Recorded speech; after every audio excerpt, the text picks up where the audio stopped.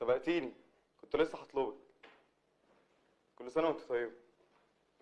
هشوفك امتى؟ طبعا مستعجل عايز اديك الهدية. لا مش تخطر لك على بال، حاجة سبيشال. أنا عندي محاضرات الصبح. تحبي تروح سينما؟ فيلم سبيلبرج نزل النهاردة. لا الحفلة دي هتبقى بالليل.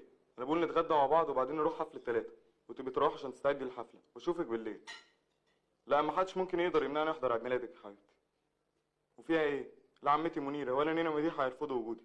لكن يمكن سيد بيه هو الوحيد اللي يتضايق لو شافني. أنا عرفت بابا عمل امبارح. بقول لك ايه، انا حذرتك مليون مره ابعد عن دنيا دي. مش هبعد عنها، انا مستقبلي معاها، هتجوزها مهما كانت الظروف. تتجوزها دي كلمه كبيره قوي. انا فاضل لي سنه واخلص دراستي وعايز اخطب دنيا. انسى الموضوع ده خالص.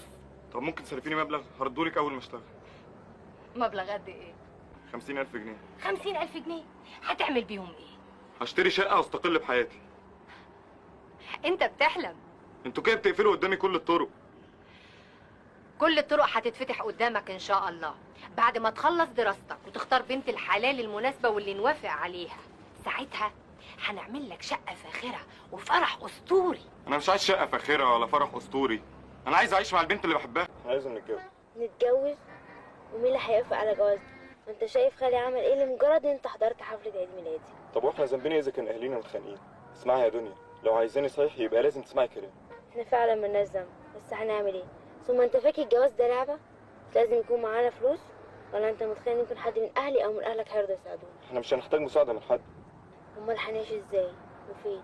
نعيش في اي حته ان شاء الله في شقه مفروشه. شقه مفروشه؟ لا طبعا، احنا كده هيبقى شكلنا وحش جدا. لو موافقه على المبدا هجيب فلوس من تحت الارض وناخد شقه.